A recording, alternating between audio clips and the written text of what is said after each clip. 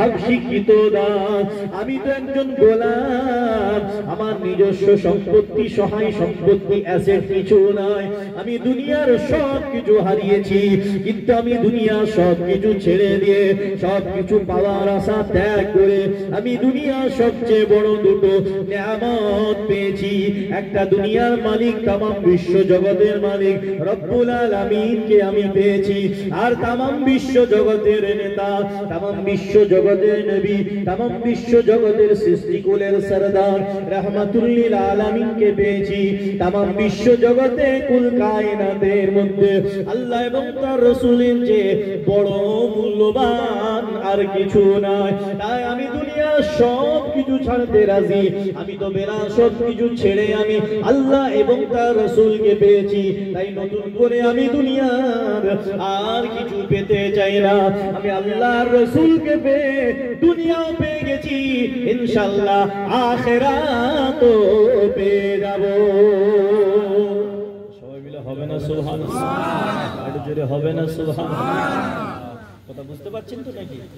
সাহাবায়ে কেরামের ঈমানি টেম্পার সব হারাতে রাজি, কিন্তু আল্লাহ এবং তার রাসূলকে ছাড়তে রাজি নয়। তোমরা কত কষ্ট দিবে দাও, এইভাবে যদি আমার জীবন চলে যায় চলে যাবে, আমি আল্লাহর রাস্তায় রাসূলের জন্য আমি জীবন দিয়ে দেব, আমি তো দুনিয়ার এই কষ্ট থেকে নিষ্কৃতি পেয়েই যাব। বরং যত তাড়াতাড়ি আমি যাব আমার মাহবুবের সঙ্গে আমার দিদারে ইলাহি হয়ে যাবে। জোরে বলুন সুবহানাল্লাহ। এই ঈমানি টেম্পার আপনার আমার থাকতে হবে, তবে আপনি আমি মুসলমান। আর যদি নামে মুসলমান হন, বছরে দুবার ঈদের নামাজ কুরবানির নামাজ পড়ি, মাঝে মাঝে ভালো লাগলে জুমার সময় একটু যায়, মাঝে মাঝে যদি আত্মীয় কেউ ইন্তেকাল করে তাহলে তার জানাজায় শরীক হয়। আপনার আমার ছোটবেলায় সুন্নতি খাতনা, মুসলমানই হয়েছে তাই মুসলমান। আপনি আমি গরুর গোশত খাই তাই মুসলমান।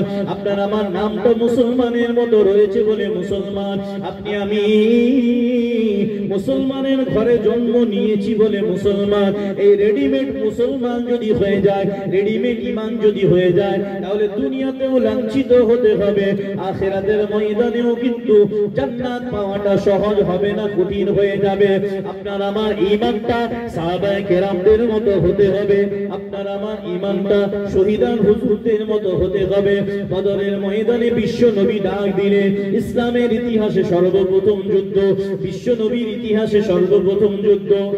বদরের ময়দানে বিশ্ব নবী ডাক দিলেন জিহাদের জন্য, তৃষ্ণার্ত পিপাসার্ত। রমজান মাসে বদরের যুদ্ধ হলো। আপনি আমি রমজান মাসে কষ্ট হবে বলে রোজায় রাখি না, সাহাবায়ে কেরাম রোজা রেখে জিহাদের ময়দানে নেমে গেলেন। বিশ্ব নবীর ডাকে সাড়া দিয়ে বদরের ময়দানে 313 জন সাহাবী নেমে গেলেন। অপরদিকে কুফারে কুরাইশদের 1000-এর বেশি সৈন্য, সশস্ত্র সৈন্য, তাদের হাতে আধুনিক অস্ত্র শস্ত্র রয়েছে, ঘোড়সওয়ার রয়েছে, তাদের সওয়ারি রয়েছে।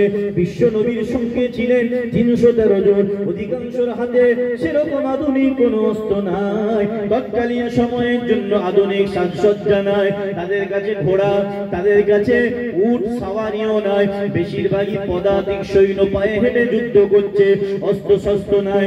তবুও তারা নেমে পড়েছিলেন, কারণ আল্লাহর প্রতি ঈমান তাদের মজবুত ছিল, রাসূলের প্রতি ইশক মুহাব্বত অন্তরে পরিপূর্ণ ছিল। আর আমার আল্লাহ পাক বলছেন, মাইয়া তাওয়াক্কাল আলাল্লাহি ফাহুয়া হাসবু। কোরআন শরীফ 10 পারা সূরা তাওবা, আমার আল্লাহ বললেন, মাইয়া তাওয়াক্কাল আলাল্লাহি ফাহুয়া হাসবু।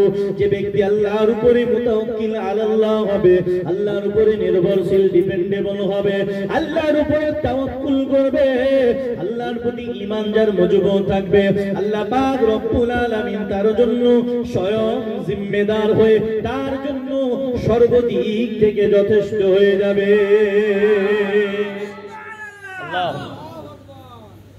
আল্লাহ পাক রব্বুল আলামিন তার জন্য যথেষ্ট হয়ে যাবে। আল্লাহর প্রতি যদি ভরসা থাকে, যে আগুন আপনাকে আমাকে জ্বালিয়ে পুড়িয়ে ছারখার করে দেয়, সে একই আগুন ইব্রাহিম নবীর পুরো শরীরে একটা পশম পর্যন্ত পুড়াবে না। ইব্রাহিম নবীকে সুস্থ স্বাভাবিক অক্ষত অবস্থায় ওই নমরুদের আগুন থেকে আমার আল্লাহ হেফাজত করে দিয়েছিলেন। জোরে বলুন। 17 পারে আল্লাহ বলেন, قلنا يا نار كوني بردا وسلاما আলা ইব্রাহিম, যখন নমরুদের আগুনে ইব্রাহিম নবীকে ফেলা হলো, ইব্রাহিম নবী নমরুদকে খোদা বলে মানল না। ইব্রাহিম নবীকে যখন নমরুদের আগুনে অগ্নিকুণ্ডে নিক্ষেপ করা হলো, কেমন আগুন, আপনার আমার বাড়ির চুলোর ওই উনুনের আগুন নয়, এমন আগুন দূর থেকে নমরুদের আগুনে ইব্রাহিম নবীকে দূর থেকে ঠেলে ফেলে দেবে, এই রকম আগুনের উত্তাপ এত বেশি, সেই সুযোগটা সেই সাহসটাও নমরুদের সঙ্গী সাথী দলবলের মধ্যে কারো ছিল না। এমন অবস্থায় শয়তানি পরামর্শ কয়েকজন দিল যে দূর থেকে চড়কের মতো তৈরি করা হোক, ওটাতে ঘুরিয়ে ঘুরিয়ে ইব্রাহিম নবীকে আগুনের মধ্যে ফেলা হবে। ওই অবস্থায় ফেলা হলো, ইব্রাহিম নবী টেনশন করলেন না, কারণ ওনার মধ্যে ইমানি টেম্পার ছিল। ইব্রাহিম নবী ভাবলেন, আমি যদি আল্লাহকে আল্লাহর জন্য, আল্লাহকে আল্লাহ বলে স্বীকার করে নিয়েছি, আমি আল্লাহর প্রতি ঈমান রেখেছি, আমি মুতাওয়াক্কিল আলাল্লাহ হয়েছি, আমি আল্লাহ পাকের উপরে তাওয়াক্কুল ভরসা করেছি, আমি আল্লাহর জন্যই আগুনের মধ্যে আমি ইব্রাহিম যেতে রাজি হয়েছি। যদি আল্লাহ পাক দুনিয়ার জমিনে আমার হায়াত রাখে, যে আল্লাহ আগুনের মালিক, সেই আল্লাহ আমাকে হেফাজত করবে। জোরে বলুন।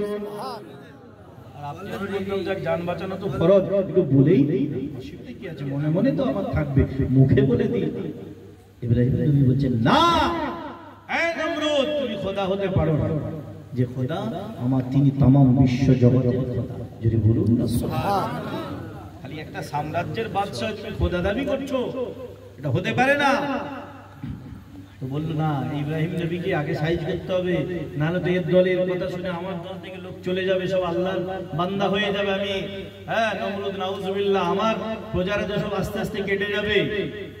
আগুনে ফেলা হলে ইব্রাহিম নবীর ভরসা আছে, যদি আল্লাহ হায়াত আমার দুনিয়ার জমিনে রেখে থাকেন, তাহলে এই আগুন থেকে হেফাজত করবে। আর যদি আল্লাহর পরীক্ষায় আমি এই দুনিয়া থেকে আমার হায়াত শেষ হয়েও যায়, তাহলে আমি তো আল্লাহর জন্য শহীদ হয়ে যাই। যদি বলুন ফিলিস্তিনবাসীদের এই টেম্পার কাজ করছে।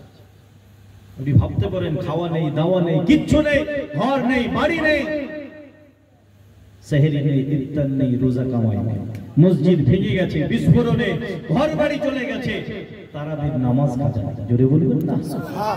চোখের সামনে মাসুম বাচ্চাগুলো শহীদ হয়ে গেছে, নওজোয়ান যুবকগুলো শহীদ হয়ে যাচ্ছে, চোখের সামনে মা বোনেরা শহীদ হয়ে যাচ্ছে, চোখের সামনে। রিপোর্টার বলছে, আমি অবাক হয়ে গেলাম ফিলিস্তিনবাসীর দৃশ্য দেখে।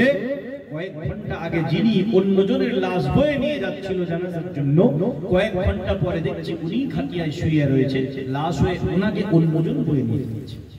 ইন্না লিল্লাহি ওয়া ইন্না ইলাইহি রাজিউন। কারণ ওদের ইমানি জজবা হলো, যদি জিততে পারি আল্লাহর জন্য, রাসূলের জন্য, ইসলামের জন্য কিছু অবদান রাখতে পারি, যদি জিততে পারি, তাহলে ঈমানদার গাজী হয়ে যাবে। আর যদি দুনিয়া ছেড়ে চলে যায়, তাহলে শহীদ হয়ে আল্লাহর দরবারে চিরস্থায়ী জান্নাতি হয়ে যাব। নারে তাকবীর, নারে তাকবীর, নারে রিসালাত, ফুরফুরা শরীফ, ফিলিস্তিন জিন্দাবাদ। আর আপনার আবার ইমানি টেম্পার সেরকম হতে হবে। আপনি বলছি না আপনি জিহাদে চলে যান, আপনি আপনার পাশের কোনো অন্য ধর্মের মানুষ, নিরীহ মানুষকে আঘাত করেন না, এই পারমিশন ইসলাম দেয়নি। লা ইকরাহা ফিদ্দীন, দ্বীনের মধ্যে, ধর্মের মধ্যে জোর জবরদস্তি নেই। লাকুম দীনুকুম ওয়ালিয়া দীন, তাদের ধর্ম, তাদের মতাদর্শ তাদের কাছে, আমার মতাদর্শ, আমার মতবাদ আমার কাছে আছে। কিন্তু যদি আঘাত আছে ঈমানের উপরে, যদি আঘাত আছে কোরআনের উপরে, যদি আঘাত আছে সুন্নাহর উপরে, যদি আঘাত আছে রাসূলের ইজ্জত সম্মান আজমতের উপরে, যদি আঘাত আছে দ্বীন ইসলামের শরীয়তের উপরে, তখন আপনি ঈমানদার হয়ে দাবি করবে আর আপনি নিজে চুপচাপ থাকবেন, এটা হতে পারে না। আপনাকে ঈমানের পরিচয় দিতে হবে।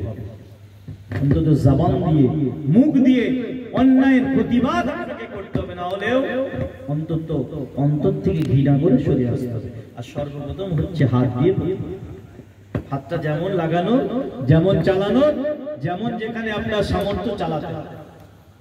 হাদিস শরীফ বিশ্ব নবী বললেন, মান রাআ মিনকুম মুতাগায়্যিরান, মান রাআ মিনকুম মুনকারান, মান রাআ মিনকুম, তোমাদের মধ্য থেকে যদি কেউ দেখো মুনকারন, কোন অন্যায় কাজ, ফালইয়ুগাইয়ির বিয়াদিহি, তাহলে সর্বপ্রথম নিজের হাত দিয়ে প্রতিহত করো। হাত দিয়ে থামিয়ে দাও, অন্যায়টা প্রতিহত করো। ফাইলাম ইয়াস্তাতি, যদি তাদের সামর্থ্য না হয়, ফাবিলিসানিহি, তাহলে জবান দিয়ে, মুখ দিয়ে অন্যায়ের প্রতিবাদ করো। প্রথমে প্রতিরোধ করো, তারপরে প্রতিবাদ করো। প্রথমে প্রতিরোধ করো, থামিয়ে দাও, যেটা করলে বন্ধ হবে সেটা করো। হাত দিয়ে যেটা দরকার সেটা করো, সামর্থ্য থাকবে। যদি না পারো, সক্ষম যদি না হও, ফাইলাম ইয়াস্তাতি ফাবিলিসানিহি, তাহলে জবান দিয়ে অন্যায়ের প্রতিবাদ করো। ফাইলাম ইয়াস্তাতি ফাবিকলবিহি, যদি সেটাও না করতে পারো, অন্তর দিয়ে ঘৃণা করে অন্তত সেখান থেকে সরে আসো। তাহলে কি হবে? ফাযালিকা আযআফুল ঈমান, তাহলে অন্তত দুর্বলতম ঈমানটা বেঁচে যাবে। আর যদি যা হচ্ছে হচ্ছে, অন্তর থেকে তাকে সাপোর্ট করি দুনিয়াবি কিছু স্বার্থের জন্য, না অসুবিধা নেই, তাহলে কিন্তু ঈমানটাও চলে যাবে। ফিলিস্তিনবাসী সর্বপ্রথম যেটা করছে, সাহাবায়ে কেরামের আদর্শ সর্বপ্রথম প্রতিরোধ করছে, আর আপনি আমি দূর থেকে সেটা সক্ষম নয় বলে প্রতিবাদ করছি। আর অন্তর থেকে ইহুদিবাদী জায়নিস্ট তাম বিশ্ব জগতে যারা অশান্তি ছড়ায় তাদের জন্য ঘৃণা করছে। যদি মুসলমান হন তাহলে ঘৃণা করতে হবে। আবার এর মাঝখানে কিছু নামধারী মুসলমান বলছে, কেন ফিলিস্তিনবাসী এরকম করলো, কেন করতে গেল, শক্তি নাই, কেন করতে গেল? আপনি 365 দিন আপনার উপর টর্চার হচ্ছে, আঘাত হচ্ছে, মা বোনেদের ইজ্জতহানি হচ্ছে, চোখের সামনে আপনার চোখের সামনে আল্লাহর ঘরকে বেইজ্জতি করা হচ্ছে, চোখের সামনে আপনার জমিগুলো দখল করে নেওয়া হচ্ছে। যে জমিন পবিত্র জমিন, বাইতুল মুকাদ্দাস, আরদুল মুকাদ্দাস, সে মসজিদে আকসা, যে মসজিদে আকসা 17 মাস কিবলা ছিল, যে মসজিদে আকসা বিশ্ব নবী মেরাজের রাত্রিতে ইমামুল মুরসালিন হয়েছিলেন, 70,000 নূরের ফেরেশতা জিবরাইল সহ বিশ্ব নবীর পিছনে মুসল্লি হয়েছিলেন, যে মসজিদে আকসা বাইতুল মুকাদ্দাসে तमाम নবী রাসূল পয়গম্বর আলাইহিস সালাতু ওয়াস সালামরা রূহানি হালতে বিশ্ব নবীর পিছনে নামাজ পড়েছিলেন, যে মসজিদে আকসায় বিশ্ব নবী ইমাম হয়েছিলেন, যে মসজিদে আকসা থেকে বোরাকে চেপে বিশ্ব নবীর ঊর্ধ্বগমন হয়েছিল, কাবা শরীফের মসজিদ, মসজিদুল হারাম থেকে মসজিদে আকসা পর্যন্ত ইসরা নৈশ ভ্রমণ, রাতের সফর, এটা ছিল জমিনের সফর, আসমানের সফর শুরু হয়েছিল ওই ফিলিস্তিনের মসজিদে আকসা বাইতুল মুকাদ্দাস থেকে। জোরে বলুন সুবহানাল্লাহ, সুবহানাল্লাহ। রাসূলের ইজ্জত, সম্মান, আজমত, আল্লাহর ঘর, মুসলমানদের দ্বিতীয় কিবলা, এর সম্মান বজায় রাখার জন্য ফিলিস্তিনবাসী লড়ছে। আপনি আমি এখান থেকে দোয়ার মধ্যে সাপোর্ট করছি, মেন্টাল সাপোর্ট করছি, অনেকে ইসরায়েলি প্রোডাক্ট বর্জন করেও আপনি আমি মুসলমানদেরকে সাপোর্ট করছি। তাদের অন্যায়, ইসরায়েলি ইহুদিদের অন্যায়, যারা তামাম বিশ্বে হিটলার, যখন হিটলারি ক্ষমতা চলছিল, নাৎসিবাদ চলছিল, জার্মানির অ্যাডলফ হিটলার 60 লক্ষ ইহুদিকে মেরেছিল, বলেছিল আমি হিটলার মনে করলে সবাইকে শেষ করতে পারতাম, কিন্তু কিছু সাপের বাচ্চা রেখে দিয়ে যাচ্ছি। দুনিয়ার মানুষ ইতিহাস না হলে বলবে হিটলার এত নৃশংস, তারা দেখবে এই কটা রেখে গেছি, এইগুলো যদি, এই কটাতে যদি এত কিছু হয়, তাহলে 60 লক্ষ যদি থাকতো, তাদের ডালপালা হয়ে গিয়ে তামাম বিশ্বে কত অশান্তি ছড়াতো। আমি হিটলার এই জন্য সবাইকে 60 লক্ষকে শেষ করে গেলাম, কিছু মেরে, কিছু রেখে দিয়ে গেলাম। তখন কেউ জায়গা দেয়নি, না আমেরিকা, না ব্রিটেন, না ফ্রান্স, না রাশিয়া, যারা আজকে দরদ দেখাচ্ছে যে ইসরায়েলিরা তাদের নিজেদের জায়গা একটা দরকার, দেশ দরকার, কেউ জায়গা দেয়নি। তখন মুসলমানরা দয়া করে দিয়েছিল, এই জায়গায় থাকো, এই জায়গায় থাকো, দয়া করে দিল রিফিউজি উদ্বাস্তুরা, তারা দয়া দাক্ষিণ্য, তারা উদ্বাস্তুগুলো এলো, মুসলমানরা দয়া করে দিল। এখন দেখবেন একটা ছবি খুব পুরনো, ব্ল্যাক এন্ড হোয়াইট, সাদা কালো ছবি ভাইরাল হচ্ছে, জামা কাপড় ছেঁড়া, হাঁটু পর্যন্ত কাপড়, নিচে পোশাক নেই, একদম জিরজিরে, একদম খরা দুর্ভিক্ষ হলে যেমন হয় সেই চেহারাগুলো তারা এসে হাজির হয়েছে। ওই অবস্থায় তাদেরকে থাকতে দিয়েছিল দয়া করে। আজকে আপনি একজনকে আশ্রয় দিলেন, আপনাকে ঘর ছাড়া করে তারা ঘরটা দখল করে নিল, তাদের নামে ডকুমেন্টস হয়ে গেল, আর আপনি উদ্বাস্তু হয়ে গেলেন। সহ্য করবেন? আপনার জায়গাটা যদি ছাড়িয়ে নেয়, আপনাকে আমাকে তো সেই পরিস্থিতি পড়তে হয় না। কিন্তু ইহুদিরা মনে করছে দাজ্জাল আসবে, তারা তৈরি হচ্ছে দাজ্জাল এসে তামাম বিশ্ব জগতে আমাদেরকে, তামাম বিশ্ব জগতে ইহুদিদের প্রাধান্য হবে, ইহুদিরা তামাম বিশ্বে সেরা হবে। কিন্তু আমার আল্লাহ বলছে না, বিশ্ব নবীকে দিয়ে হাদিস শরীফের মধ্যে অনেক আলামত বলা হয়েছে ঈসা রূহুল্লাহ আসবে, তার আগে ইমামে মাহদী আলাইহিস সালাতু ওয়াস সালাম আসবে, উনি এসে তামাম দুনিয়া ইসলামের বিজয়ের সূচনা করবেন, পুনর্বিজয়ের সূচনা। ইসলাম তো চিরকাল জয়ী আছে, থাকবে, কিয়ামত পর্যন্ত থাকবে, কিয়ামতের পরেও থাকবে, তামাম দুনিয়া আখিরাতে সব জায়গায় বিজয় ইসলাম থাকবে। কারণ আল্লাহ পাকের মনোনীত পছন্দনীয় এক এবং একমাত্র ওয়ান এন্ড অনলি ধর্ম হলো ইসলাম। ইন্নাদ দীনা ইনদাল্লাহিল ইসলাম। আল্লাহ পাক ইমাম মাহদী আলাইহিস সালামকে পাঠাবেন, সময়টা খুব বেশি বাকি নাই। আল্লাহ পাঠিয়ে ইসলামের আবার পুনর্বিজয়ের সূচনা করবেন ইমাম মাহদী আলাইহিস সালাম। তারপরে 7 বছর মতান্তরে 9 বছর পরে ঈসা রূহুল্লাহকে পাঠাবে। যখন দাজ্জালের ফিতনা বড় আকার ধারণ করবে, এই ইসরায়েল আমেরিকা এই রকম যে সাম্রাজ্যবাদী শক্তি, ইসলামের দুশমনগুলো, এরা হলো ছোট দাজ্জাল। বড় দাজ্জাল যখন আসবে, একটা চোখ না আর একটা চোখ একটু ডিস্টার্ব, তার ওই সময় আসার পরে তামাম দুনিয়ায় ফিতনা ছড়াবে। তখন ঈসা রূহুল্লাহকে পাঠিয়ে দাজ্জালকে নিকেশ করে দেওয়া হবে। নিকেশ করে দেওয়ার পরে তামাম বিশ্বে ন্যায় ইনসাফ দিয়ে ইসলামের সাম্রাজ্য শুরু হবে, ইসলামের শাসন তামাম বিশ্বে কায়েম হয়ে যাবে। তামাম বিশ্বে ইসরায়েল ইহুদি খ্রিস্টান মনে করছে আমরা দাদা হব, কিন্তু না না, ইসলাম ওরা অন্যায় দিয়ে, জুলুম দিয়ে, ওরা জবরদখল করে দাদা হতে যায়। কিন্তু আমার আল্লাহ ইসলামের ন্যায় ইনসাফ, ন্যায় বিচার দিয়ে, ইসলামের আদর্শ দিয়ে, বিশ্ব নবীর আদর্শ দিয়ে, ইমাম মাহদী আলাইহিস সালামকে দিয়ে শুরু করবে, ঈসা রূহুল্লাহকে দিয়ে তামাম বিশ্বে মুসলমানদের পুনর্বিজয়ের আল্লাহ পাক পুরো সাম্রাজ্য করে দেবে। নারে তাকবীর, ফুরফুরা সারে ফুরফুরা সারে নারে তাকবীর। আপনি আমি যদি মুসলমান হয়, তাহলে হাদিসের প্রতি বিশ্বাস থাকবে, আল্লাহর প্রতি বিশ্বাস থাকবে, আপনার আবার টেনশনটা কম হবে। খালি তৈরি থাকবে কিভাবে আমরা সেখানে একটু সাপোর্ট করবো। কিছু মুসলমান ভেঙে পড়ছে, তাই তো এনআরসির নাম আমাদেরকে তাড়িয়ে না। কিছু মুসলমান ভয় করছে, তাই তো সিএএ এর নামে আমাদেরকে ঘর ছাড়া না করে দেয়। কিছু মুসলমান দুর্বল যাদের ঈমান ভয় করছে, তাই তো এই তো ওয়াকফ সম্পত্তি নিয়ে নেবে, তাহলে আমাদের কি হবে? আমরা কি ওয়াকফ সম্পত্তি খাই না? মাথায় খাই আমরা? আমাদের সংসার চলে ওয়াকফ সম্পত্তি, তবে আমাদেরকে হেফাজত করতে হবে, কারণ ওয়াকফ সম্পত্তি হলো আল্লাহর সম্পত্তি। জোরে বলুন, ওয়াকফ মানে দান করে দেওয়া। সেই দানটা আল্লাহর জন্য করা, মুসলমানদের ভবিষ্যতে কিছু উন্নয়নের জন্য, তার উপকারটা কাজে লাগে। এককালীন দান করলে কাউকে মালিক বানিয়ে দেওয়া হয়, সে যা খুশি করতে পারে।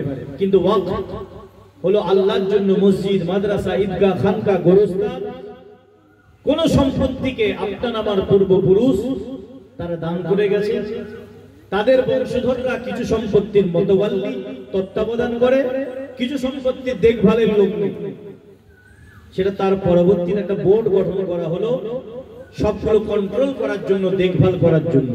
বোর্ডে বসানো হলো মুসলমানদের, প্রথম আল্লাহওয়ালা ইমানদার মুসলমান, তারপরে নামধারী তসলিমা নাসরিন মার্কা মুসলমান।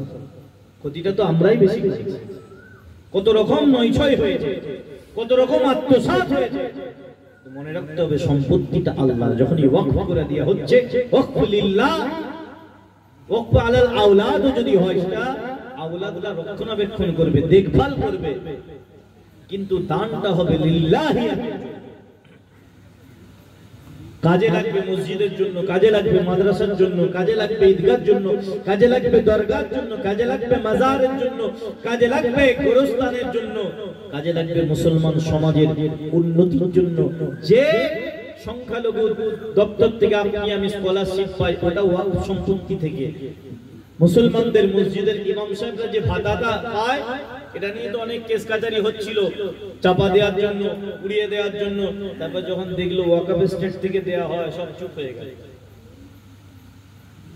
মুসলমানদের যে সম্পত্তি আপনার আমার পূর্বপুরুষ যারা ধনী ব্যক্তি দিয়ে গেছে, সঠিকভাবে যদি রক্ষণাবেক্ষণ করে সঠিকভাবে যদি সঠিক জায়গায় দেওয়া হয়, কারো মুখাপেক্ষী হতে হবে, সরকারের সাহায্যও দরকার। বলবেন না সুবহানাল্লাহ। ওয়াকফ সম্পত্তি আল্লাহর সম্পত্তি, হেফাজত আল্লাহর সম্পত্তি। যখন আল্লাহ হেফাজত আল্লাহ করবে, তবে আপনাকে আমাকে একটু সাহায্য করতে হবে। দুনিয়ার সিস্টেমেটিক্যালি আপনাকে আমাকে দাঁড়াতে হবে, আজকে প্রতিবাদ করতে হবে শান্তিপূর্ণভাবে। কারণ ওরা চাইছে এটাকে হাতিয়ে নেওয়ার জন্য, ওখানে কিছু অমুসলিম প্রতিনিধিও রাখবে, পরবর্তীতে বলবে এটা বিতর্কিত, কাগজের ডকুমেন্টসের প্রবলেম আছে, ইনজেকশন জারি করে দিল, সুপ্রিম কোর্টে স্টে অর্ডার পড়ে গেল, গোরস্থান এখন এখানে দাফন করা যাবে না, ফাইসালা হোক। আপনার আমার একটা বাড়ি করছি, জায়গা নেই, দুজনের দ্বন্দ্ব, সুপ্রিম কোর্টে কেস ঠুকে দিল, ইনজেকশন জারি হলো, কোর্ট থেকে অফিসার এসে বলল এখন স্টে অর্ডার দেওয়া হয়েছে, বাড়ি করা যাবে না যতক্ষণ না ফাইসালা হচ্ছে। না আপনি করতে পারবেন, না আপনার চাচাতো ভাই করতে পারবে। ঠিক সেরকম পরিস্থিতি তৈরি করবে। লাস্টে বলবে এটা বিতর্কিত, যেমন করে বাবরি মসজিদ দিল এটা বিতর্কিত, এটা সরকারের কাছে চলে যাবে। চিন্তা ভাবনা এটা। কিন্তু সম্পত্তি আল্লাহর হেফাজত করবে আল্লাহ। শয়তান শয়তানি করবে। নমরুদ করে গেছে, হামান করে গেছে, সাদ্দাত করে গেছে, কারুন করে গেছে, আবু জেহেল করে গেছে, আবু লাহাব করে গেছে, উতবা শাইবা করে গেছে, পৃথ্বীরাজ চৌহান করে গেছে খাজা মঈনুদ্দিন চিশতিকে হিন্দুস্তানের জমিন থেকে সরানোর জন্য। কিন্তু যে খাজা মঈনুদ্দিন চিশতি কয়েকজন সঙ্গী নিয়েছে হিন্দুস্তানের জমিন থেকে, যে পৃথ্বীরাজ চৌহান তাকে সরাতে পারেনি, সেই খাজা মঈনুদ্দিন চিশতির হাতে সরাসরি 90 লক্ষ মানুষ মুসলমান হয়ে গিয়েছিল। জোরে বলুন না সুবহানাল্লাহ। ছুরি চালাতে হয়নি, তলোয়ার চালাতে হয়নি, বন্দুক চালাতে হয়নি, যুদ্ধ করতে হয়নি। আদর্শ দিয়ে, রাসূলের বাণী দিয়ে, কোরআনের বাণী দিয়ে, ইসলামের আদর্শ দিয়ে প্রচার করলে 90 লক্ষ সঙ্গী হয়ে গেল। আজকে সেটা কয়েক কোটিতে দাঁড়িয়ে আছে। জোরে বলবেন না সুবহানাল্লাহ। দু চারজন মুসলমানকে যদি হিন্দুস্তান থেকে তাড়াতে না পারে, পৃথ্বীরাজ চৌহান কি এখনের প্রধানমন্ত্রী রাষ্ট্রপতির চেয়ে ক্ষমতা কম ছিল? যদি তাড়াতে না পারে, তাহলে আমরা তো 120 কোটি যদি হয়, এখন আরো বেশি, তো তার মধ্যে কমপক্ষে তো 20 কোটি আছে। জোরে বলবেন না তবে দেখতে হবে 20 কোটিটা কত অরিজিনাল কতগুলো আছে আর ভেজাল কতগুলো। এই অরিজিনাল যদি 20 কোটির মধ্যে 2 কোটিও হয়, খাজা মঈনুদ্দিন চিশতি হুজুরের সঙ্গী সাথী কয়েকজন সঙ্গী সাথী পুরোটাই অরিজিনাল হিরে, আর আপনি আমি তো ভেজাল খাদ, ওইজন্য টেনশনটা হয়। আপনি আমি যদি অরিজিনাল ইমানদার বদরের ময়দানের মুজাহিদিনদের মতো হতে পারি, আপনার উহুদের ময়দানের মুজাহিদিন সাহাবীদের মতো হতে পারি, খান্দাকের জমিন, খাইবারের জমিন, জঙ্গে জামাল, জঙ্গে সিফফিন, জঙ্গে রিদা, জঙ্গে হুনাইন, জঙ্গে তাবুক, জঙ্গে কারবালা, ইমামে হুসাইন হুজুরের শরীর মুবারকে 33টা তীরের আঘাত ইয়াজিদ বাহিনী নিক্ষেপ করলো, 34টা বল্লামের আঘাত দূর থেকে নিক্ষেপ করলো, সামনে থেকে মোকাবেলা করার মতো শেরে খোদা আলী হুজুরের সন্তান ইমামে হুসাইনের সামনে যাওয়ার ক্ষমতা নাই। শেরে খোদা আলী হুজুরের সামনে গিয়ে লড়াই যেমন করার ক্ষমতা কোন কাফের বেদিন মুশরিকের ইসলামের দুশমনের ছিল না, ইমামে হুসাইনের সামনে গিয়ে লড়াই করার মতো ক্ষমতা ছিল না। কারবালার ময়দানের ইতিহাস বলছে, ইমামে হুসাইন যখন নিজের শের মোবারকের মধ্যে বিশ্ব নবীর পাগড়ি মোবারক আমামা শরীফ যখন বেঁধেছে, হাতে শেরে খোদা আলী হুজুরের তলোয়ার জুলফিকার নিয়ে যখন ওই কারবালার জমিনে জিহাদে লড়ছে, তখন দূর থেকে মনে হচ্ছে এটা ইমামে হুসাইন নয়, এটা ইমামে হাসানও নয়, বরং এটা যেন স্বয়ং শেরে খোদা আলী হুজুর জিহাদ করছে।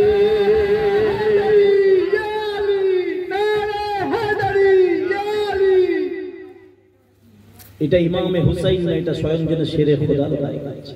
কাফের ইয়াজিদ বাহিনী, মুনাফিক বাহিনী কেউ সামনে যাওয়ার ক্ষমতা নেই। 33টা তীর দূর থেকে নিক্ষেপ করলো, আস্তে আস্তে শরীর থেকে রক্ত মোবারক, খুন মোবারক নির্গত হচ্ছে, নিস্তেজ হচ্ছে। বল্লম ছোড়া হলো 34টা, মোট 67টা আঘাত। তারপরে তলোয়ারের আঘাত, দূর থেকে তলোয়ার ছোট ছোট ছোরাগুলো নিক্ষেপ করা হচ্ছে। ঘোড়ায় পিঠে যেতে যেতে আস্তে করে সাইড থেকে তলোয়ারের আঘাত মেরে দিচ্ছে। সামনে গিয়ে লড়াই করার ক্ষমতা নাই। 100টার উপরে আঘাত, শরীরটা ক্ষত বিক্ষত, নিজের কোলের শিশু সন্তান আলী আসগার শহীদ হয়ে গেল, নিজের দুই বাহুর মধ্যে শহীদ হয়ে গেছে, যুবক সন্তান আলী আকবর শহীদ হয়ে গেল। আস্তে আস্তে সঙ্গী সাথীরা শহীদ হচ্ছে, ৭২ জন সঙ্গী সাথী নিয়ে ইমামে হুসাইন তবুও দুর্বল হচ্ছেন না। ইমানি টেম্পার, শরীরটা দুর্বল হয়ে গেছে, খাওয়া নাই, তৃষ্ণার্ত, পিপাসার্ত, শরীর দুর্বল, মানসিক ভাবেও ভেঙে পড়ছে।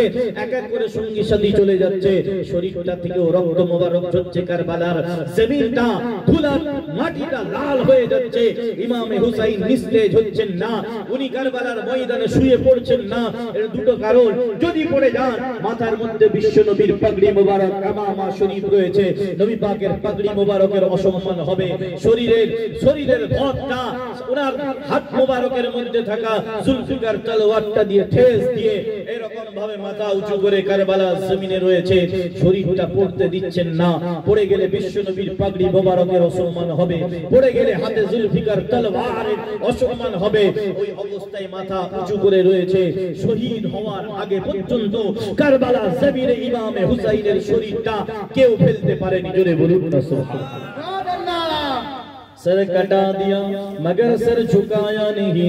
ইমামে হুসাইন নীতির উপরে থেকে আল্লাহ এবং তার রাসূলের ইজ্জত সম্মানের জন্য, ইসলামের জন্য, দ্বীনের জন্য, শরীয়তের জন্য, কোরআনের জন্য, সুন্নাহর জন্য, রাসূলের আদর্শের জন্য, আসল ইসলাম, খাঁটি ইসলামকে तमाम দুনিয়ার মানুষকে চেনানোর জন্য ইয়াজিদের নামধারী মুনাফিকি, ইসলাম নামধারী মুনাফিকদের হাত থেকে মানুষকে সচেতন করার জন্য, আসল ইসলামকে জিন্দা করার জন্য ইমামে হুসাইন নীতির উপরে থেকে শহীদ হয়ে গেছেন।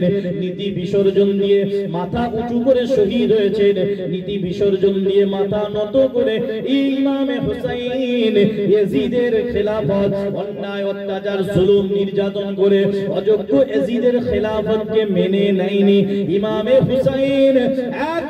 হুসাইন কারবালার ময়দানে সাময়িকভাবে শহীদ হয়ে মনে হচ্ছে ইমামে হুসাইনকে মনে হচ্ছে ইয়াজিদ হারিয়ে দিয়েছে, কিন্তু না, ইমামে হুসাইন শহীদ হয়ে ইসলামকেও জিন্দা করে গেছে আর নিজের নামটাকেও জিন্দা করে দিয়ে গেছে। ইমামে হুসাইনকে শহীদ করে দিয়ে ইয়াজিদ বাহিনী ভেবেছিল পথের কাঁটা সরিয়ে দিয়েছি, পথের কাঁটা সরিয়ে আমরা চিরস্থায়ী হয়ে গেছি, কিন্তু আজও মুসলমানদের ঘরে ঘরে ঘরে ঘরে ইমামে হাসান আর ইমামে হুসাইনের নামকে আমার আল্লাহ কোটি কোটি হাসান আর হুসাইনকে জিন্দা রেখেছে।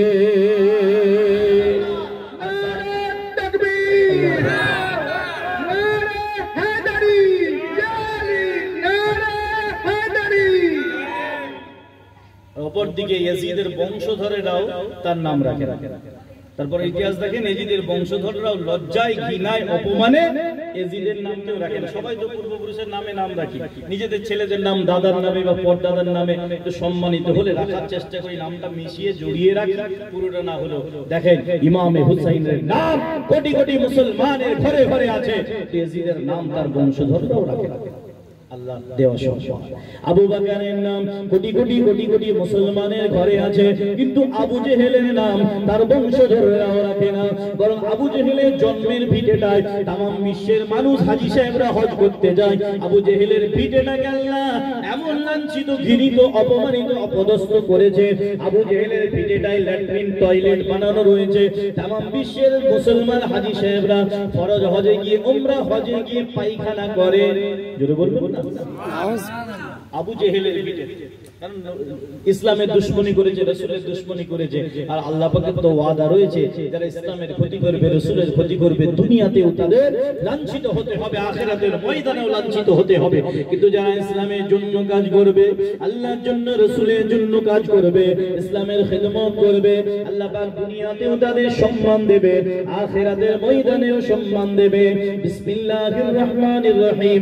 আলা ইন্না আউলিয়া আল্লাহি লা খাউফুন আলাইহিম ওয়া ওয়ালা হুম ইয়াহজানুন। কোরআন শরীফ 11 পারা সূরা ইউনূস আয়াত নাম্বার 62 আল্লাহ পাক রব্বুল আলামিন বলছেন, নিশ্চয়ই তোমরা শুনে রেখো, ইন্না নিশ্চয়ই আউলিয়া আল্লাহ, ওলি মানে আল্লাহর বন্ধু, আউলিয়া বহুবচন প্লুরাল নাম্বার জামা সিগা, সব ওলিদেরকে আউলিয়া বলা হয়। আল্লাহ পাক রব্বুল আলামিনের ওলি আউলিয়া মাহবুব বান্দাদের সম্পর্কে আল্লাহ বললেন, লা খাউফুন আলাইহিম, দুনিয়া জমিনে তারা আল্লাহ ছাড়া অন্য কাউকে ভয় করে না, ওয়ালা হুম ইয়াহজানুন, আল্লাহ পাক রব্বুল আলামিন আখিরাতের সমস্ত জায়গায়, কবরে, হাসরে, মিজানে, পুলসিরাতে কোন জায়গাতেই তাদের কোনো চিন্তা আল্লাহ রাখেন না। সুবহানাল্লাহ। আল্লাহর মাহবুব, আল্লাহর ঈমানদার যদি হতে পারি, আপনি আমি ইমামে আজম হুজুর হতে পারবো না, ইমামে শাফি হুজুর হতে পারবো না, আপনি আমি বড় পীর গৌসুল আজম হতে পারবো না, আপনি আমি খাজা গরিবে নওয়াজ মঈনুদ্দিন চিশতি হতে পারবো না, মুজাদ্দিদ আল-ফিসানি হুজুর হতে পারবো না, মুজাদ্দিদ জামান আবু বকর সিদ্দিকী হুজুর হতে পারবো না। কিন্তু আপনি আমি ওলি না হতে পারলেও আল্লাহ ওয়ালা তো হতে পারবো। আল্লাহর ওলিদের সঙ্গে তাদের দেখানো পথ মেনে যদি চলতে পারি, আপনি আমি আল্লাহর ওলি না হতে পারি, আল্লাহ ওয়ালা তো হতে পারবো। আপনি আমি হয়তো একদম ফার্স্ট কোয়ালিটির ইমানদার না হতে পারলেও থার্ড কোয়ালিটির ইমানদার হয়েও তো জান্নাতি হতে পারবো। আল্লাহ পাক রব্বুল আলামিন আপনাকে আমাকে যদি আপনার আমার ঈমান মজবুত থাকে, কারণ আল্লাহ বলেছে রেডিমেড ঈমানদার হলে হবে না।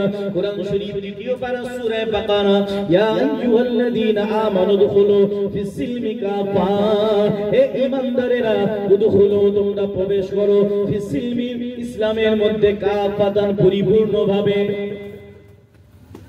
পার্ট টাইম মুসলমান নয়, ফুল টাইম মুসলমান, বুঝতে পারছেন? পার্ট টাইম মুসলমান নয়, ওই দুদিন ঈদের দিন, কুরবানির দিন বেশ ভালো করে জম্পেশ মুসলমান, জুম্মার দিন জম্পেশ মুসলমান, গোশ খাওয়ার সময় জম্পেশ মুসলমান, মিলাদ মাহফিলের সময় খুব ভালো মুসলমান, তারপরে অন্যরকম হতে হবে। ভাইয়েরা, বাবাজিরা, কষ্ট পাবেন না, মুসলমান হলে ফুল টাইম মুসলমান। আপনি আমি মুখেও বলবো মুসলমান হিসাবে গর্ব করি, অন্তরের দিয়েও মুসলমান হিসাবে গর্ব করতে হবে। আপনার আমার কাজটাও মুসলমানের মতো হতে হবে, সাহাবায়ে কেরামের মতো হতে হবে, শহীদান হুজুরদের মতো হতে হবে, আল্লাহর ওলিদের মতো হতে হবে, আল্লাহর মাহবুব বান্দাদের মতো মুসলমান হতে হবে। তাহলে দুনিয়াতেও চিন্তা থাকবে না, আখিরাতে ময়দানেও চিন্তা থাকবে না। দুনিয়ার শক্তি, আদম নবীর পিছনে ইবলিস শয়তান লেগেছিল, তাই শয়তান যতদিন জিন্দা থাকবে, শয়তানের সঙ্গ ভঙ্গ কখনো ফেরাউনের মতো, কখনো হামানের রূপে, কখনো নমরুদের রূপে, কখনো আবু জেহেলের রূপে, কখনো আবু লাহাবের রূপে, কখনো ট্রাম্পের রূপে, কখনো বেঞ্জামিন নেতানিয়াহুর রূপে, কখনো দাজ্জালের রূপে শয়তানের অনুসারী, শয়তানের চেলারা আসবে। কিন্তু আপনি আমি যদি ঈমানদার হতে পারি, আদম নবীর মতো ইবলিসের সঙ্গে কোনো কিছু থাকবে না। আপনি আমি যদি অরিজিনাল ঈমানদার হতে পারি, ইব্রাহিম নবী যেমন নমরুদের আগুনকে ভয় করে না, নমরুদের আগুনটা ইব্রাহিম নবীর জন্য, কুলনা ইয়া নারু কুনি বারদাও ওয়া সালামান আলা ইব্রাহিম, ইব্রাহিম নবী যখন আল্লাহর নাম নিয়ে নমরুদের আগুনে পড়ে গেলেন, তখন আল্লাহর তরফ থেকে আগুনকে বলা হলো, ইয়া নারু কুনি, হে আগুন হয়ে যাও বারদান, বরফের মতো ঠান্ডা হয়ে যাও, ওয়া সালামান, নরম আরামদায়ক মখমলের বিছানার মতো আরামদায়ক হয়ে যাও, আলা ইব্রাহিম, তুমি দুনিয়ার সবাইকে পুড়িয়ে দাও। কিন্তু আমি আল্লাহর অর্ডার হলো আমার জন্য ইব্রাহিম নবী নিজের লাইফ রিস্ক নিয়ে, জীবনের ঝুঁকি নিয়ে আমাকে আল্লাহ বলে অন্তর দিয়েও, মানে দুনিয়ার সবার সামনেও প্রকাশ করে, জালেমের সামনেও ভয়ে মাথা নত করে না, আমার জন্য আগুনে নেমেছে। আগুন আমি আল্লাহ ওয়াদা করেছি, যে ব্যক্তি আমার হয়ে যায়, মান কানা লিল্লাহি কানা আল্লাহু লাহু, যে ব্যক্তি আল্লাহর হয়ে যায়, স্বয়ং আল্লাহ তার হয়ে যায়। আল মাল্লাহুল মাওলা ফালাহুল কুল, আল্লাহ পাক রব্বুল আলামিন যার জন্য জমিনদার হয়ে যায়, तमाम মাখলুকাতকে দিয়ে আল্লাহ পাক তাকে সাহায্য করেন। জোরে বলুন সুবহানাল্লাহ। হয়ে যাও আমার নবী ইব্রাহিমের জন্য বরফের মতো ঠান্ডা হয়ে যাও, ও সালামান, সুন্দর নরম আরামদায়ক বিছানা হয়ে যাও। এমত অবস্থায় যখন দেখা গেল নমরুদের ওই অগ্নিকুণ্ড পুড়ে ছাই হয়ে গেল, সবাই ভেবেছে ইব্রাহিম নবী পুড়ে ছারখার হয়ে গেছে। কিন্তু ছাইটা যখন শেষ হয়ে গেল, আগুনের জ্বলাটা যখন শেষ হয়ে গেল, আগুনের ছায়ের ভিতর থেকে ইব্রাহিম নবী আলহামদুলিল্লাহ, আল্লাহু আকবার বলে সম্পূর্ণ সুস্থ স্বাভাবিক নিরাপদ অক্ষত অবস্থায় উঠে আসলে নবীর পশমের ক্ষতি করলো না। যে আল্লাহ পাক রব্বুল আলামিনের উপরে যদি ভরসা রাখা যায়, যে নদীর পানি, যে সমুদ্রের পানি মানুষকে ডুবিয়ে দেয়, ওই সমুদ্রের পানি, নীল নদের পানি আল্লাহর হুকুমে জালেম ফেরাউনের হাত থেকে বাঁচানোর জন্য মুসা নবী আলাইহিস সালাতু ওয়াস সালাম এবং ওনার ঈমানদার উম্মতদেরকে আমার আল্লাহ নীল নদের পানির মাঝখান থেকে রাস্তা তৈরি করে মুসা নবী এবং ওনার ঈমানদার উম্মতদেরকে আমার আল্লাহ হেফাজত করে দিয়েছিলেন। এবং ওই একই পানিতে ফেরাউন মনে করলো তাহলে নীল নদের উপরে মনে হয় ব্রিজ রয়েছে। ফেরাউন এবং তার দলবল বেরোতে শুরু করলো মুসা নবীর পদাঙ্ক অনুসরণ করে। ওই নদীতে ডুবে মরল। আজও মিশরের মিউজিয়ামে ফেরাউনের লাশটা রাখা রয়েছে। আল্লাহ পাক দৃষ্টান্ত হিসাবে রেখে দিয়েছে। দেখো, ফেরাউনের লম্বা লম্বা হাত রয়েছে, পুরো বডির কাঠামোটা এত চওড়া রয়েছে, কিন্তু এত অত্যাচারী জালেম ফেরাউন, তার কার্য ক্ষমতা নাই। আল্লাহ পাক ভেতর থেকে রূহটা নিয়ে নিয়েছে। যে রূহটা ভিতরে ছিল বলে ফেরাউনের এত দাপট। আল্লাহর হুকুমে ইয়াসআলুনাকা আনির রূহ কুলির রূহু মিন আমরি রাব্বি। বিশ্ব নবীকে ইহুদিরা প্রশ্ন করে, নবী মুহাম্মদ রূহটা কি বলুন? আপনি যদি বলতে পারেন রূহটা কি, তাহলে আমরা মেনে নেব আপনি নবী। বিশ্ব নবী কয়েকদিন অপেক্ষা করছে। আল্লাহ পাকের তরফ থেকে ওহী নাযিল হওয়ার সঙ্গে সঙ্গে কোরআন শরীফ 15 পারা সূরা বনী ইসরাঈলের আয়াত আল্লাহ দিয়ে দিলেন। বিশ্ব নবীকে আল্লাহ বললেন, আমার হাবিব, আপনাকে ইহুদিরা সমস্যায় ষড়যন্ত্র ফেলার জন্য, প্যাচে ফেলার জন্য, আপনাকে অসম্মান করার জন্য উদ্ভট কোশ্চেন করে। আপনি বলে দেন এই রূহটা দেখা যায় না, ছোঁয়া যায় না, টাচ করা যায় না, এটা কোন রকম ভাবে ট্রান্সপ্লান্ট করা যায় না। আজকে কিডনি চেঞ্জ করা যাচ্ছে, রক্তের সমস্যা হলে ডায়ালিসিস করে চেঞ্জ হচ্ছে। আমার ডাক্তার ভাই আছে, ভালো জানবেন। শরীরে কোনো পার্টস এর অপারেশন করে চেঞ্জ হচ্ছে। প্রত্যেকটা পার্টস এর কম বেশি সেনসিটিভ পার্টস গুলো অপারেশন করে তার শরীরের কোনো প্রবলেম হলে সেটা সলভ করা যাচ্ছে। কিন্তু আজও পর্যন্ত মেডিকেল সায়েন্স যত উন্নত হোক, মানুষের শরীরের রূহটা কোথায় আছে কোন ইসিজি, ইইজি, কোন আল্ট্রাসোনোগ্রাফি, এমআরআই, কোন রকম স্ক্যান করে, এক্সরে করে জানাও যায়নি। কিয়ামত হয়ে যাবে, জানা যাবে না মানুষের রূহটা কোথায় রয়েছে, রূহটার আয়ু কতক্ষণ, রূহটা দুর্বল আছে না সবল আছে, রূহটা কিভাবে চলছে। আর মানুষের হার্টবিটটা জানা যাচ্ছে, কিন্তু রূহটা জানা যায় না, মানুষের জানটা জানা যায় না। কারণ আমার আল্লাহ পাক বলেছেন, কুলির রূহু মিন আমরি রাব্বি, রূহটা কেবলমাত্র আল্লাহর হুকুম। আল্লাহর হুকুমে 120 দিন অর্থাৎ 4 মাস পরে মায়ের গর্ভে শরীরের গঠনটা যখন একটা মানব শিশুর তৈরি হয়, একটা জমাট বাঁধা নুতফা, নাপাক তরল পদার্থ থেকে আলাকা, একটা জমাট বাঁধা রক্তপিণ্ড, তারপরে মদগা মাংসপিণ্ড, তারপরে তার ভিতরে হাড়ের কাঠামোটা দিয়ে স্ট্রাকচার দিয়ে পুরো পূর্ণাঙ্গ মানব শিশু 40 দিন করে এই সিস্টেমে যখন তৈরি হয়, তখন 120 দিন পরে তখন ওই শরীরটা, ওই মাসুম সন্তান মানব শিশুর শরীরের ভিতরে আল্লাহর হুকুমে একজন ফেরেশতা এসে রূহ ফুঁকে দেয়, জিন্দা হয়। কখন ওই শরীরটা, মানব শিশুটা দুনিয়ার জমিনে জিন্দা ভূমিষ্ঠ হয়, কখনো মুর্দা আসে, কয়েক ঘন্টা কয়েক সেকেন্ড পরে কেউ বাঁচে না, চলে যায়। কেউ শিশু বেলায়, কেউ কিশোর বেলায়, কেউ যুবক বেলায়, কেউ মধ্যবয়স্ক, কেউ বৃদ্ধ অবস্থায় দুনিয়া ছেড়ে চলে যায়। যতদিন রূহ থাকে ততদিন হাত পা নড়াচড়া করে, ততদিন শরীরের অঙ্গ প্রত্যঙ্গ গুলো কাজ করে। রূহটা আল্লাহর হুকুমে, রূহটাকে জিন্দা আল্লাহর হুকুমে ফেরেশতা গেলে জিন্দা হয়, আবার আল্লাহর হুকুমে ফেরেশতা জিবরাইল এসে রূহটা কবজ করে ছিনিয়ে নিলে মরে যায়। আল্লাহর হুকুমে রূহটা আপনার আমার শরীরে থাকলে জিন্দা, রূহটা বের হয়ে গেলে মুর্দা। সব লাট সাহেবের লাট সাহেবই ওখানেই শেষ, কারিগরি সব শেষ। আল্লাহ বলে, দেখো ফেরাউন পড়ে রয়েছে, হাজার হাজার বছর আগের ইতিহাস, তার শরীরটা পড়ে রয়েছে, বডিটা, কিন্তু দেখো তার কাজ করা, জুলুম করা, নির্যাতন করা কোনো ক্ষমতা নেই।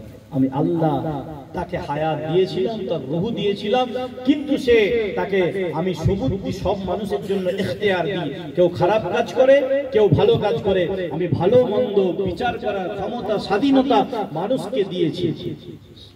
সেটা কেউ কাজে লাগায়, কেউ খারাপ কাজে, কেউ ভালো কাজে। এবার আপনি বলবেন আল্লাহ যদি সব দিয়েছেন ক্ষমতা, তাহলে গোনাটা তো আমরা নিজের ইচ্ছাই করছি না, নাউজুবিল্লাহ। আল্লাহ বলেছেন তোমাকে ইখতিয়ার, স্বাধীনতা দিয়েছি, ভালো মন্দ চেনার ক্ষমতা দিয়েছি, আকলে সেলিম দিয়েছি, আশরাফুল মাখলুকাত করেছি, সবচেয়ে বেশি বুদ্ধি দিয়েছি। ফেরাউন জানতো না আমি অরিজিনাল খোদা নই, নমরুদ জানতো না আমি অরিজিনাল খোদা নই, সেও তো জানে, সব জানে। ধান্দাবাজি বজায় রাখার জন্য আবু জেহেল জানতো না নবীজি সত্যিই নবী। আবু জেহেলকে তো সবচেয়ে বেশি মুজিজা বিশ্ব নবী দেখিয়েছিল, কিন্তু এই ধান্দা বন্ধ হয়ে যায়। নেতানিয়াহু, ইহুদি, খ্রিস্টান এরাও জানে শেষ নবী মুহাম্মদই সত্যি নবী, ইসলামী সর্বশ্রেষ্ঠ ধর্ম, সবাই জানে। শেষ মুহূর্ত পর্যন্ত কিয়ামতের আগে পর্যন্ত ইসলামের ক্ষতি কেউ করতে পারবে না।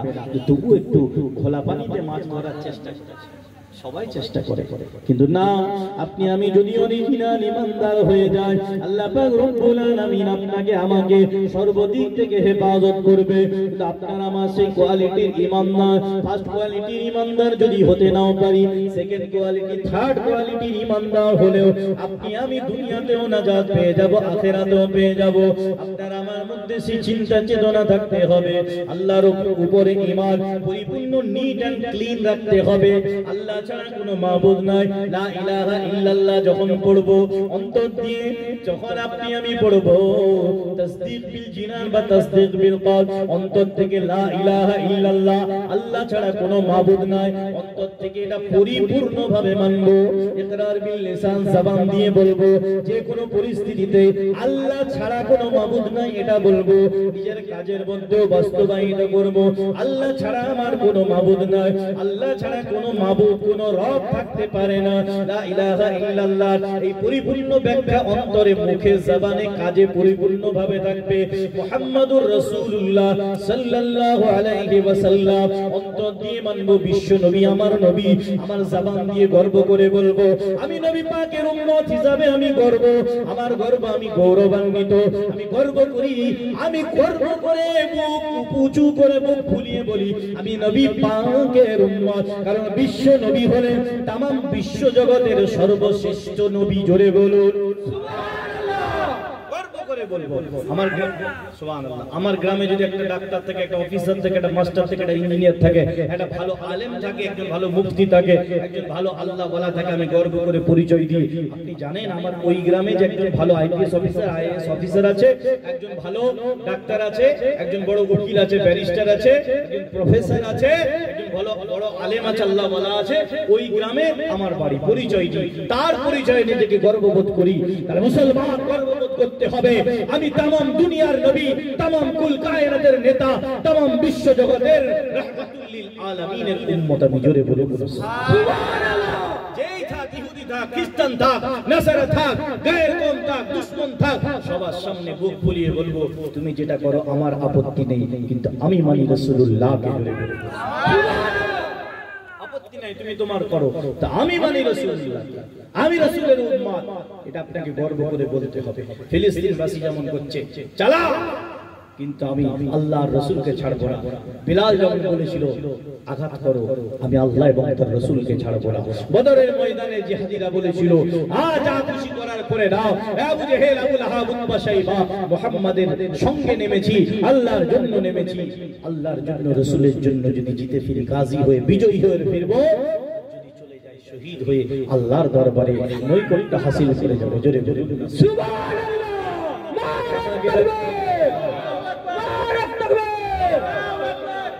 ঈমান রাখতে হবে, ঈমানে আমলে রাখতে হবে, রাসূলকে নিজের জীবনের চেয়ে বেশি ভালোবাসতে হবে। কারণ বিশ্ব নবী হলেন সর্বশ্রেষ্ঠ নেতা, সর্বশ্রেষ্ঠ মানুষ, সর্বশ্রেষ্ঠ শিক্ষক, সর্বশ্রেষ্ঠ ধর্মগুরু, পিতা হিসাবে সর্বশ্রেষ্ঠ, আপনার বন্ধু হিসাবে সর্বশ্রেষ্ঠ, আপনার জগৎগুরু হিসাবে সর্বশ্রেষ্ঠ, প্রতিবেশী হিসাবে সর্বশ্রেষ্ঠ, একজন স্বামী হিসাবে আদর্শবান সর্বশ্রেষ্ঠ, মানুষ হিসাবে সর্বশ্রেষ্ঠ। কারণ বিশ্ব নবীর জীবনটা পুরোপুরি একদম আদর্শ জীবন। আল্লাহ পাক বলছেন কোরআন শরীফ 21 পারা সূরা আহজাব 21 নম্বর আয়াত, বিসমিল্লাহির রাহমানির রহিম, লাকাদ কানা লাকুম ফি রাসূলিল্লাহি উসওয়াতুন হাসানা। আল্লাহ বলছেন দুনিয়ায় যত মহামানব মহামনীষী আছে যে সবাইকে সম্মান দেন, মানুন। স্বামীজি, নেতাজি, গুরুজি সবাইকে মানুন, মানতে হবে, সম্মান দিতে হবে, অসুবিধা নেই। কিন্তু আল্লাহ পাক বললেন সবার মধ্যে নেগেটিভ পজিটিভ ভালো মন্দ দুটোই আছে, কিন্তু এক এবং একমাত্র একজনকে আল্লাহ বানিয়েছে যার নেগেটিভ নাই, সবগুলোই পজিটিভ, যার কোনো মন্দ দিক নেই, সবই ভালো দিক। জোরে বলুন সুবহানাল্লাহ। উসওয়াতুন হাসানা, সর্বোৎকৃষ্ট আদর্শ, সবচেয়ে উত্তম আদর্শ দিয়ে পাঠানো হয়েছে। কোরআন শরীফ 29 পারা সূরা কালাম 4 নম্বর আয়াত, ওয়া ইন্নাকা লাআলা খুলুকিন আযীম। বিশ্ব নবীকে 21 পারা সূরা আহজাবের 21 নম্বর আয়াতে আল্লাহ বললেন সবচেয়ে উত্তম আদর্শ দেওয়া হয়েছে। 29 পারা সূরা কালামের মধ্যে আমার আল্লাহ বললেন ইন্নাকা লাআলা খুলুকিন আযীম, আমার হাবিব আপনাকে আমি সবচেয়ে উন্নত ক্যারেক্টার, সবচেয়ে বেস্ট ক্যারেক্টার দিয়ে পাঠিয়েছি, সবচেয়ে উন্নত চরিত্র দিয়ে পাঠিয়েছি। জোরে বলুন সুবহানাল্লাহ। বিশ্ব নবীর চরিত্র মোবারকের মধ্যে কোনো রকম জিনা নাই, কোনো রকম গোনা নাই, কোনো রকম অশ্লীলতা নাই, কোনো রকম পাপাচারিতা নাই, কোনো রকম মিথ্যা কথা নাই, কোনো রকম চিটিংবাজি নাই, কোনো রকম প্রতারণা নাই, কোনো রকম ভণ্ডামি নাই, কোনো রকম ছলানা নাই, কোনো রকম মিথ্যা কথা নাই। তামাম বিশ্ব জগতে যত মহামানব মহামনীষী এসেছে সবার জীবনী দেখেন কোনো না কোনো নেগেটিভ দিক রয়েছে, বিশ্ব নবীর কোনো নেগেটিভ না। এমনকি তামাম বিশ্ব জগতে বিশ্ব রেকর্ড হয়ে আছে আমার আপনার হাবিবের 63 বছরের পুরো জীবনে, বিশ্ব নবীর পুরো লাইফ হিস্ট্রিতে 63 বছরের জীবনে তামাম বিশ্ববাসী অবাক হয়ে যাবে। 63 বছরের হায়াতে একটা ব্যক্তি তামাম 63 বছরের জীবনে কোনোভাবে ইচ্ছাকৃত তো হবেই না, অনিচ্ছাকৃতভাবেও মিথ্যা কথা বিশ্ব নবীর জবান মোবারক থেকে বের হয়নি। সর্বদিক থেকে কোথাও আপনি দেখতে পারবেন না নবী পাক সাল্লাল্লাহু আলাইহি ওয়াসাল্লাম কারো উপর জুলুম করেছে, কারো হক নষ্ট করেছে, কারো উপর অন্যায় করেছে, কারো অধিকার কেড়ে নিয়েছে, কোথাও আপনি দেখাতে পারবেন না।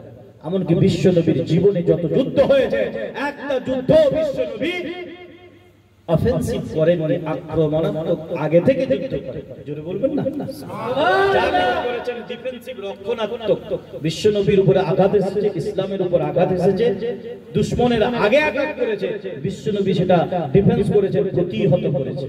তাও বলেছে যুদ্ধক্ষেত্রে যাচ্ছ, শত্রুপক্ষের জায়গা জমি যদি থাকে, তাদের বাগান থাকে, তাদের গাছ থাকে, গাছগুলোরও ক্ষতি করা যাবে না, নারীদের, শিশুদের, বয়স্ক যারা যুদ্ধ করে না তাদেরও ক্ষতি করা যাবে না। আপনি দেখান ইসলামের ইতিহাসে এমন আদর্শবান কমান্ডার সেনাপতি কে আছে দেখান। এখন যুদ্ধ মানেই তো লুটপাট আগে হয়, হামলা ভাঙচুর আগে হয়। বিশ্বনবী বলছেন না, যারা তোমার সাথে যুদ্ধ করবে শুধু তাদের সাথেই লড়ো, তাদের ধন সম্পত্তি যদি যুদ্ধক্ষেত্রে কিছু ফেলে দিয়ে যায়, অস্ত্র শস্ত্র মাল গনিমত হিসাবে ওটা পাবে, কিন্তু তার আগে ভাঙচুর করে, লুট করে, অগ্নিসংযোগ করে, ক্ষয়ক্ষতি করে নয়। দেখান কোন সেনাপতি, কোন কমান্ডার, কোন জেনারেল দেখান আমার নবী পাকের মতো এরকম আদর্শের যুদ্ধ করেছে। জোরে বলে বলে সুবহানাল্লাহ সুবহানাল্লাহ। মুসলমানদের উপরে আঘাত তোলার আগে ইতিহাসটা একবার দেখে। বিশ্বনবী আদর্শ দিয়ে তামাম বিশ্ব জগতে রাহমাতুল লিল আলামিন, বিশ্বনবী রাহমাতুল লিল আলামিন নবী আমার, তাকে অফার দেওয়া হয়েছিল, এ মুহাম্মদ বলো বলো তুমি কি ধন সম্পত্তি চাও, তাহলে আমাদের এই পূর্বপুরুষের ধর্মের বিরোধিতা করা ছেড়ে দেবে। বিশ্বনবী বলেছিলেন তোমরা কত ধন সম্পত্তি দেবে? আল্লাহ পাকের হুকুমে আমি যদি আমার শাহাদাত আমলটা ইশারা করি, আল্লাহর হুকুমে উহুদ পাহাড়টা আল্লাহ সোনা বানিয়ে দেবেন, আমার ধন সম্পদের দরকার নাই। বলেছিল তুমি কি নেতা হতে চাও, তোমাকে আরবের নেতা বানিয়ে দেব। বিশ্ব নবী বলেছিলেন হ্যাঁ, আরবের নেতৃত্ব স্থানীয়রা, নেতারা, কুরাইশ সরদারেরা, তোমরা আমাকে আরবের নেতা বানাবে। আমার আল্লাহ আমাকে তামাম বিশ্ব জাহানের নেতা বানিয়ে দিয়েছে।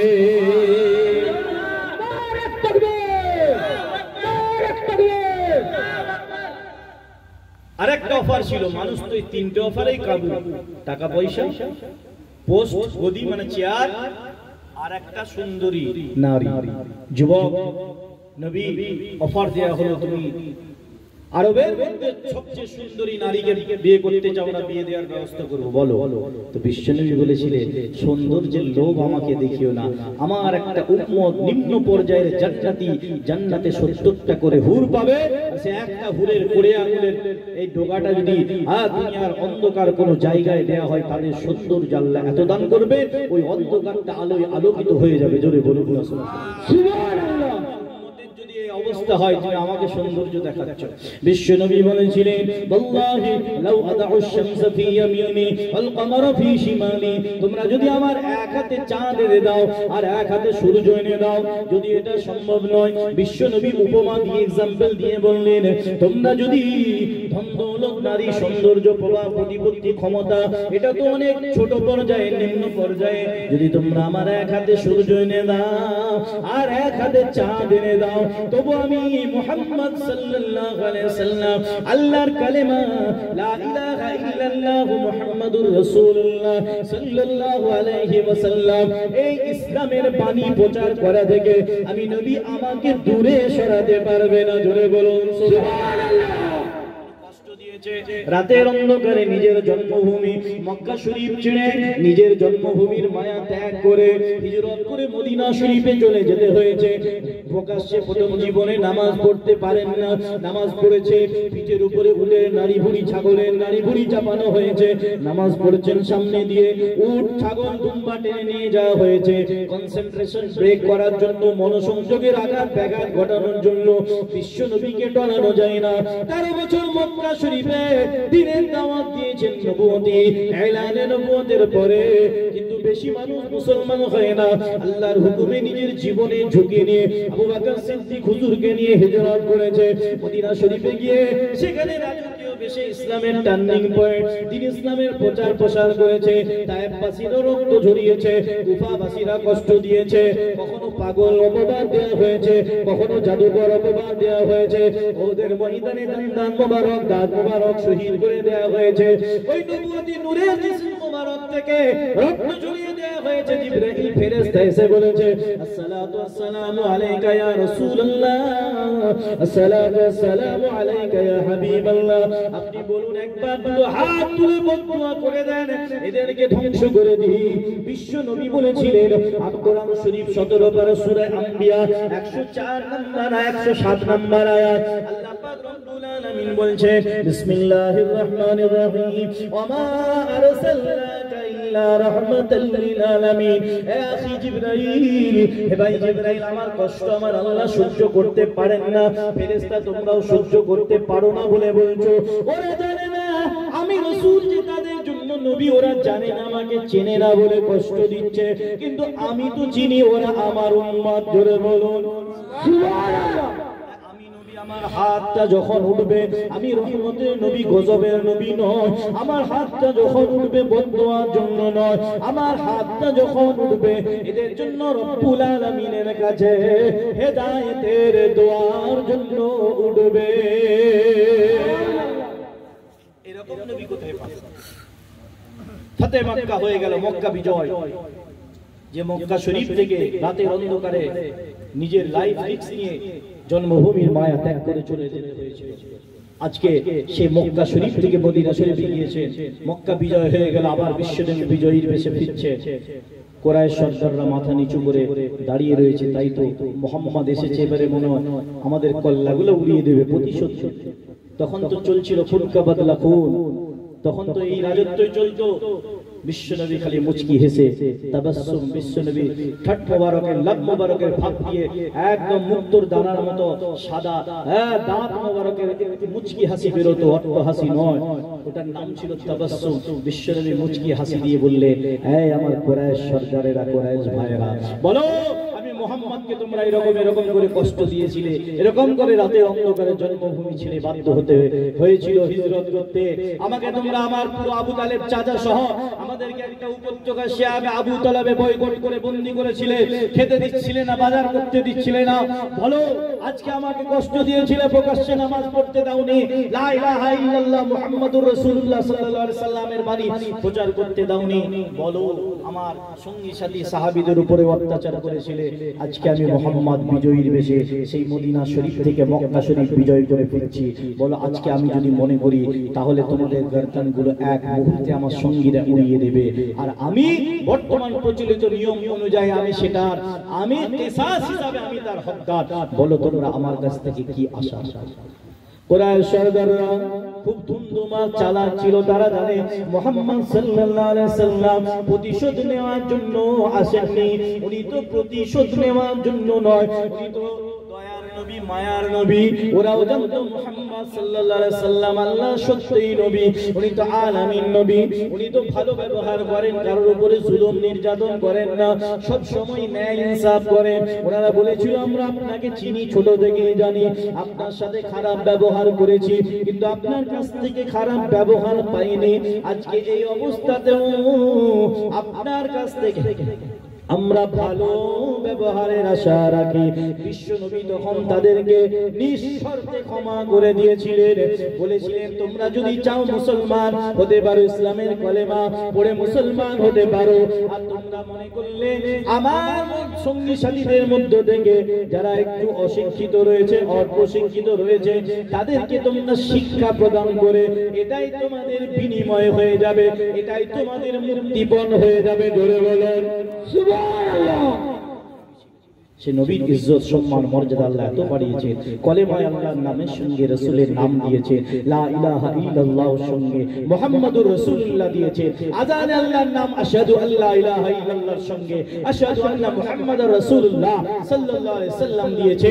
আপনার কলেমায় নবী, আলা আযানে নবী, ইকামতে নবী, আত-তাহিয়াতু লিল্লাহি ওয়াস সালাওয়াতু ওয়াত তাইয়্যিবাতু, আসসালামু আলাইকা আইয়ুহান নবী, আত-তাহিয়াতু তাশাহুদের মধ্যে আল্লাহর নামের প্রশংসার সঙ্গে রাসূলের প্রতি সালাম দরুদ শরীফ দিয়েছেন। তারপরে কোরআন আপনার কবরে যাবেন, মান রব্বুকা মা দীনুকার পরে মান নবিয়ুকা বলে সেখানে রাসূল পাকের সম্মানার্থে তার নামের কোশ্চেন রেখেছে।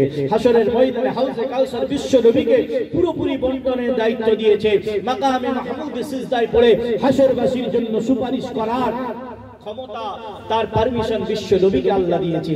সেই নবী উম্মত হয়েছে।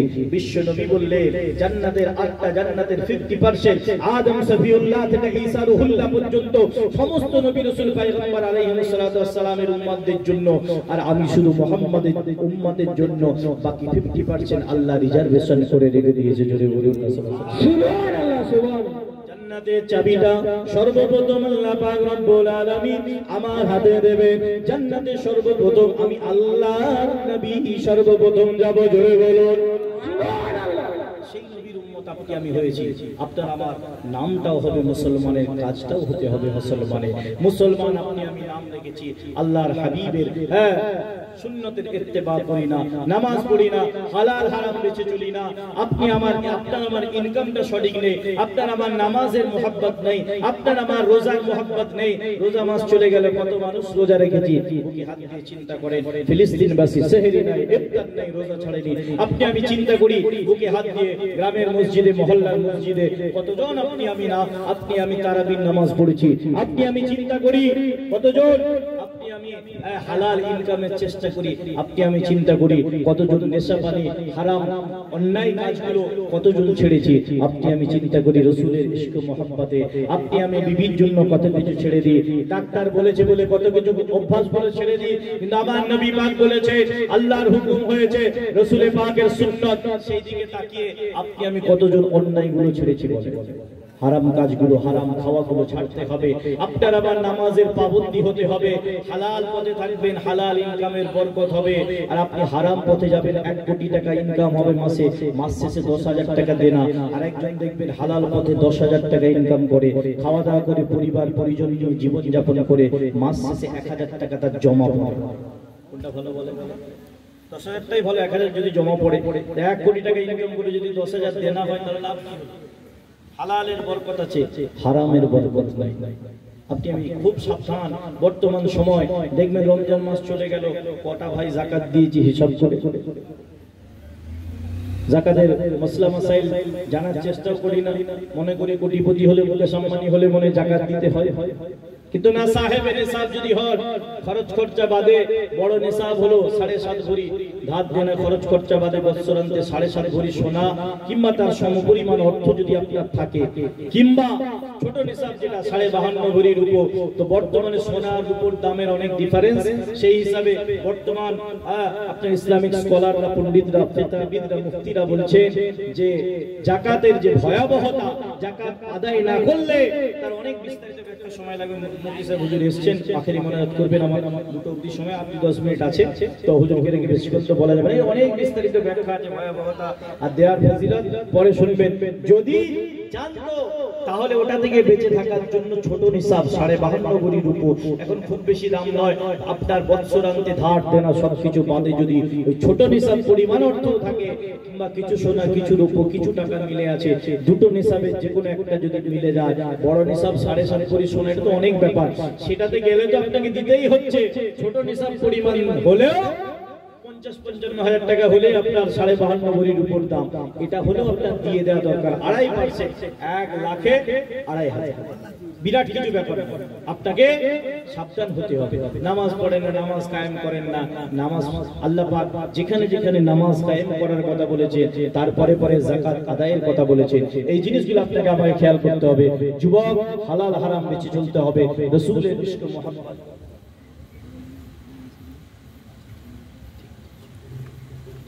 আপনাকে আমাকে এগুলো মেনে চলতে হবে। রাসূলের উম্মত হয়েছি, ফিলিস্তিনবাসীদেরকে দেখে শিক্ষা নেন। আজকে আপনার আবার হিন্দুস্তানের মুসলমানদের উপর যে এক একটা করে আঘাত আসছে, এটা আপনি আমি অরিজিনাল মুসলমান হতে হবে। ঈমান আমল নিজেদের সংশোধন করতে হবে। Aadhaar card, voter card, PAN card সংশোধন করছি, না হলে বাবা এনআরসি হবে, সিএএ হবে, ধরা খেয়ে যাব, ডিটেনশন ক্যাম্পে যেতে হবে।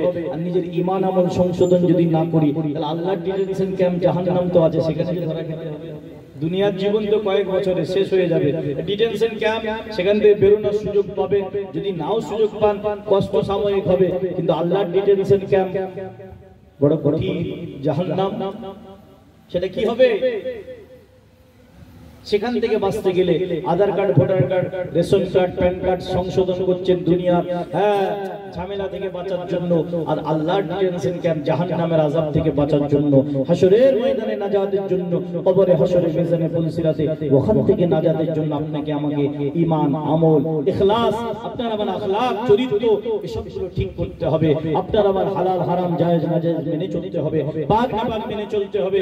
মুসলমান আপনাকে দেখে যেন মনে হয় মুসলমান। যেমন রাস্তাঘাটে যাবেন, কিছু মানুষকে দেখে মনে হয় না যে কে সালাম দেব কি দেব। বিশ্বনবী বলছে তাকরাউস সালাম আলা মান আরাফতা মান লাম তারিফ, তুমি যদি তাকে চিনো আর না চিনো, পরিচিত হোক অপরিচিত হোক, দেখতে পেলে যদি মুসলমান মনে হয় সালাম দেবে। এর বলেন রাস্তাঘাটে কটাকে দেখে মনে হয় মুসলমান? কষ্ট পাচ্ছেন, কথাটা কড়া কথা হয়ে গেল।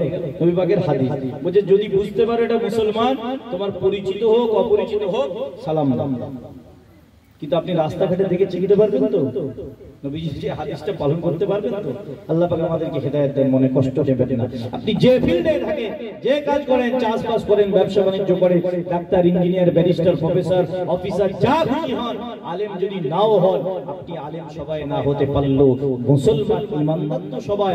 আপনার মধ্যে সেই ছাপটা থাকবে, আপনার আখলাক বলবে, আপনার ব্যবহার বলবে, আপনার কথা বলবে, আপনার আদর্শ বলবে। আপনি আদর্শবান, নবীর আদর্শবান উম্মত, নবী আদর্শবান, ইসলাম আদর্শবান, আপনি আমি কেন আদর্শবান হব? আল্লাহ পাক কবুল করেন, বলুন আল্লাহুম্মা আমিন। দুরূদ শরীফ আল্লাহুম্মা